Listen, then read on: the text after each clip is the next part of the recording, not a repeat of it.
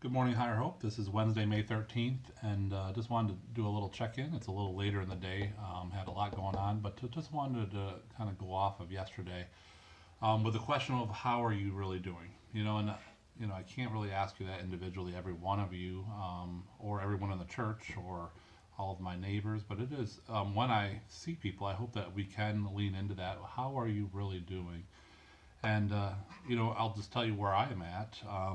Today, I've been wrestling with a lot of different thoughts, and it's just this phrase of questions. I'm in this season of asking a lot of questions of where do we go from here? How do we handle this? How do we turn this?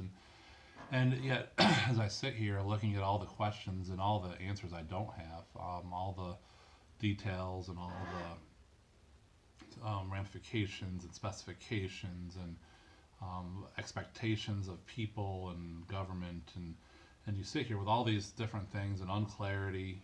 It's nice to go back to the beginning of Scripture, Genesis 1:1, where it says, "In the beginning, God." That's it.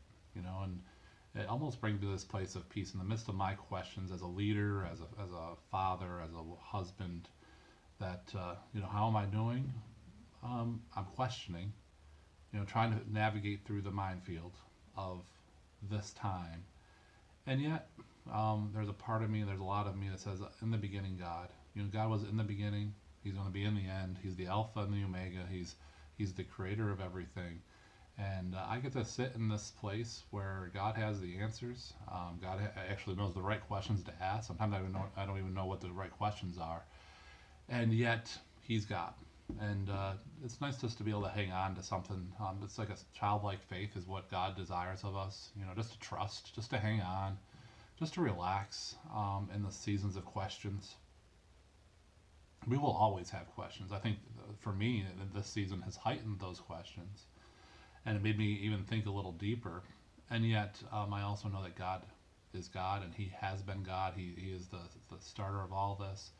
And again, I go back to that verse a lot, and you've heard me say it a lot. Be still and know that I am God. So in the midst of our how are we doing today, um, and maybe you're excited, maybe you're discouraged, maybe you're feeling alone, maybe you feel like you've got some connections, maybe you feel frustrated, angry, unsure, wondering why God allowed something to happen to you. And I hope that we can trace it back to in the beginning, God, and be still and know that I am God. He has been God during every empire of this nation, of this world. He's been God in some of the most tragic times that our world has ever faced, and He's God right now, and He is God in the midst of my life, of my questions, of my trying to figure things out. And I'm going to go back to another verse, Proverbs 3:5 and 6 says, "Trust in the Lord with all your heart." Now, just put that in context of our situation, of where you're at. However you answer that question, how are you doing? Trust in the Lord with all your heart, with everything you have. Just place the questions before Him, place the wonders before Him, with all your heart, and lean not on your own understanding. Sometimes we got to turn the mind off, rest it a little while, place it underneath God, and just let God be God. In all your ways, acknowledge Him, and all the things that we do, all the steps that we take this season especially. In all our ways, acknowledge Him. Let Him be God, and He will direct our paths. He will walk us through the minefield. Trust in the Lord, lean not on your understanding, acknowledge Him, let Him be God, and He will guide our path. And that's what we're hanging on to.